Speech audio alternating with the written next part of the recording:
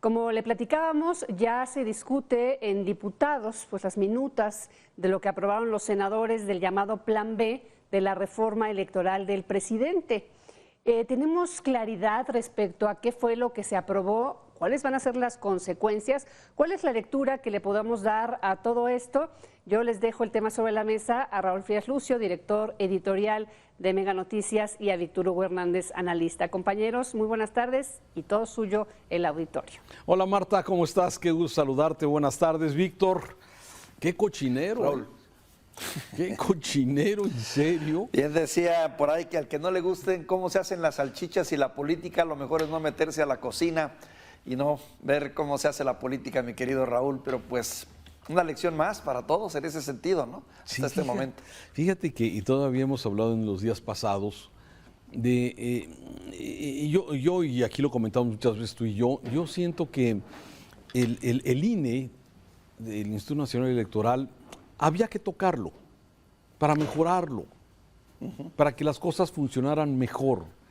Pero desde que es el poder, en este caso el presidente López Obrador, ¿sí?, el que está generando, el que generó una propuesta para modificar el INE, desde ahí ya estamos mal.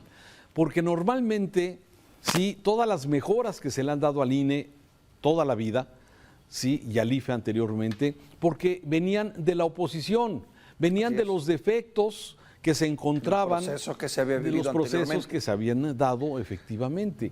Y lo más loco ahora es que desde el poder, desde la fuerza que representa el poder en turno, ¿sí?, se está dando esta modificación. Y ojalá fueran modificaciones para mejorar.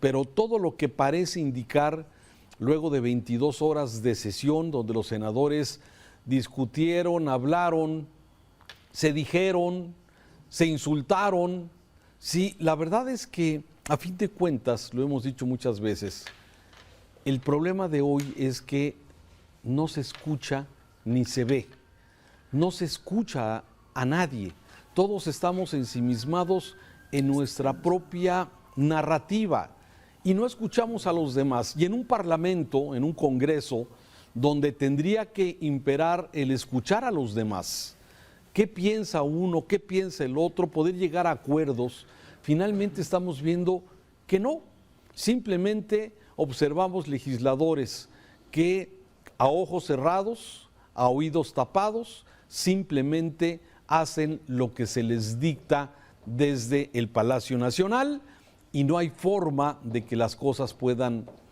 cambiar, no se escuchan las cosas. Al leer esta mañana, luego de una noche larga para los senadores y leer algunos de los acuerdos, sí realmente me quedo molesto, desilusionado, sí, de las cosas, por ejemplo, de los partidos pequeños. Ese artículo que se dijo que se iba a cambiar, el de que los partidos pequeños pudieran, sí, trasladarles votos para mantener su registro, para seguir manteniendo recursos. La verdad es que sí, es realmente desilusionante, ¿no? Y claro, escenas como las que estamos viendo, el dinosaurio y ese tipo de cosas, que realmente no ayudan, ¿sí? No ayudan a un parlamento a tener una claridad de ideas, sino en esta posición polarizada donde nadie cede ni nadie escucha a los demás, pues simplemente pues no pasa absolutamente nada. Fíjate, Raúl, que yo también he estado reflexionando en torno a esto que hemos visto y mira, es el resultado de varias cuestiones que se van conjuntando y que te van enseñando por qué a veces tenemos procesos políticos tan defectuosos. Primero, no hemos tenido una educación política real, el ciudadano promedio no tiene una educación formal política real. Su educación, su formación está en base a lo que se dice en los medios, lo que se lee, lo que se oye tras bambalinas, las voces, los rumores, el chateo, los memes. Es así como se va formando la la cultura política del mexicano promedio. Para la mayor parte de nosotros, los mexicanos, pues el mundo de la política es un mundo ajeno. Estamos más metidos en nuestros propios problemas del día a día, la economía, la política, la salud, la economía, el trabajo, el día a día. Y pocas veces nos metemos realmente en lo que significa lo que se hace en una Cámara de Diputados y menos lo que se hace en una Cámara de Senadores. Entonces, a eso agrégale también que muchas veces desconocemos cómo se mueven esos vericuetos y los efectos que puedan tener disposiciones que entre políticos se toman, ya sea para beneficiarse, ya sea para beneficiar a sus grupos o en el fondo tal vez para beneficiar al país. Siempre te queda esa duda y siempre nos va a quedar porque no tenemos esa formación para entenderlo como tal. Pero de vez en cuando la política nos da lecciones, como en este caso, nos enseña a ver, por ejemplo, cómo un político tan hábil como podría ser Monreal, pues se tiene que mover entre aguas turbias y a veces no definirse y en la no definición encontrar su destino, ¿no? Y su camino, como fue el caso. O como llega a ocurrir en esto, que está tan contaminado de señalamientos políticos y de dogmas y de cada quien su posición, que tampoco alcanzamos a entender si los cambios que se están proponiendo sean para bien o sean para mal. Lo que sí queda claro es que están todo menos razonados, pensados y discutidos con la mente fría. Es a ver quién gana más el posicionamiento ante la opinión pública, quién gana más en la estridencia y en el ruido y quién gana más en su capricho. Así lo vemos, Raúl, o al menos así lo veo yo. Así, y yo creo que tienes razón. A ver, aquí hay un tema de fondo, que es la visión o el problema o el resentimiento que tiene el presidente contra el Instituto Nacional Electoral. De ahí parte todo, pareciera ser que es así. Y esto, por ejemplo, esta parte, se compacta el INE, ¿no? Que no sabemos cuál va a ser el efecto que hasta el momento va a tener esto. O sea, el compactar el INE, el que las OPLES, muchas de ellas, se tendrá que integrar o desaparecer quizás para, bueno, quedarse solamente con el organismo central del INE. Otro, le quita facultades al INE para sancionar a funcionarios que interfieran, a funcionarios públicos que interfieran en jornada electoral. Imagínate, o sea, vamos para atrás, esto lo tuvimos en los años de los 70s, de los 80s, algo de los 90s, donde funcionarios públicos intervenían directamente en la jornada electoral. ¿Y qué es lo que del famoso cállate chachalaca, te acuerdas? Sí, claro, desde luego. Que se nos quedó en el consciente colectivo, ¿no? Que era un llamado de atención a que el gobierno no se metiera en los procesos electorales. Y ahora pues los tiempos cambian, ¿no? No es lo mismo ser poder que ser oposición. Porque si todo se quedara entre los partidos y todo se quedara realmente entre esa cúpula de poder, el problema es que esto afecta directamente en un proceso democrático en el que el país ha entrado desde hace ya muchos años y que tenemos una democracia débil, una democracia que no está de alguna forma todavía consolidada. Y estas cosas como las que hoy propone el presidente a través de Morena, ¿sí? En donde no hay un razonamiento, donde se nos dice, aparte se mintió, porque se había dicho que esta parte de transferir votos para los chiquitos, para que no pierdan su registro, lo iban a quitar, porque eso beneficiaba a PT y al Verde Ecologista. Sin embargo, a la hora que se vota este dictamen, no se quitó, se mantuvo. O sea, se miente claramente en este sentido y se sigue privilegiando a los socios, a los aliados, en este caso de estos dos partidos rémora que de alguna forma no se pueden quitar de Morena. Entonces, Raúl, resumiendo. Y déjame decirte que hay que dejarlo muy claro, son partidos rémoras, partidos parásitos que nada más enturbian la vida democrática del país y enturbian el verdadero voto ciudadano porque terminan vendiéndose o terminan inclinando la balanza de una manera indebida y que ahora nos van a costar casi que más de 935 millones de pesos tan solo el Verde y el PT. ¿Para qué sirven? Pregunto, más que para hacerle el juego a otros.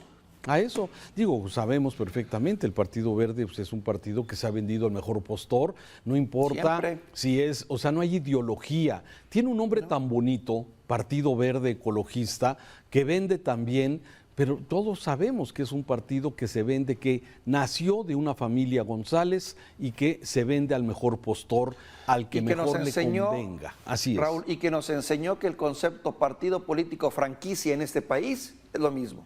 Así es.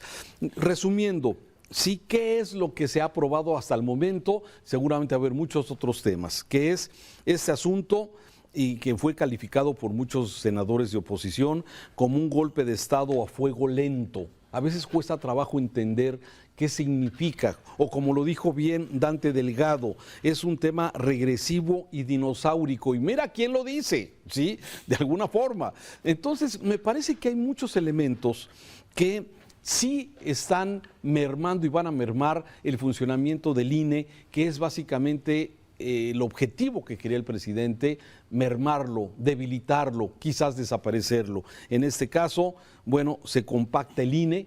¿De qué tamaño va a ser este compacto? Se oye bien, compactarlo, va a decir, bueno, lo juntan para que funcione mejor. Vamos a ver, ojalá pueda ser. Se le quitan facultades para sancionar a funcionarios que interfieran. Sí, el Partido Verde y el Partido del Trabajo se mantienen para que puedan recibir votos, que reciban transferencia de votos para mantener sus registros, desde luego. Y una cosa que también habrá que dimensionar, el que se van a despedir a más de 1,200 funcionarios electorales dentro del servicio público que tenía ya este instituto, y ver qué impacto va a tener en el padrón electoral, en la organización de elecciones, en el conteo de votos, en fin, me parece que es un tema relevante y ya veremos. Por lo pronto veo muy dividido a los legisladores. La Cámara de Diputados no va a moverle un ápice, que es precisamente lo que ya hemos visto que han hecho en otras ocasiones. Así es que, pues me parece que esto podemos decir que es un tema consumado, el tema del debilitamiento del INE y sus consecuencias. Y esto, de acuerdo a los expertos, a los analistas, dicen, bueno, hacerlo previo a una jornada electoral tan importante como la del 2024, sí tiene todo el tufo de que lo que se buscaba desde la presidencia es fortalecer a un partido que puede entrar en una crisis próximamente por precisamente los grupos de poder al interior de Morena, y que pueda garantizar que este partido hegemónico para los próximos años, que ya lo vivimos, Víctor, y que de alguna forma, sí, bueno, tiene las consecuencias que muchos conocemos que puede tener este tema. Y Raúl, y las consecuencias que están por venir, porque lo que yo preveo es que los próximos procesos electorales, que ya los tenemos el próximo año, Coahuila y el Estado de México, y claro, naturalmente la de la presidencia dentro de 2, van a estar ahora sí muy justificadamente llenos de detalles y de asegúnes. Nadie va a quedar contento con los resultados si no es que no nos peleamos antes en el propio proceso. Eso es parte de las consecuencias de las que tú señalas. Y lógicamente el poder, en este caso el gobierno Morena, sí, pues ya con estas cosas, simplemente el no poder sancionar a funcionarios públicos que intervengan en jornada electoral, pues le está quitando toda la posibilidad de que esto de alguna forma pueda caminar mejor. Malos vientos para terminar el año en el tema de la democracia, y bueno, veremos desde luego ya ir analizando cada uno de los impactos. Víctor, gracias. Te mando un saludo, Raúl.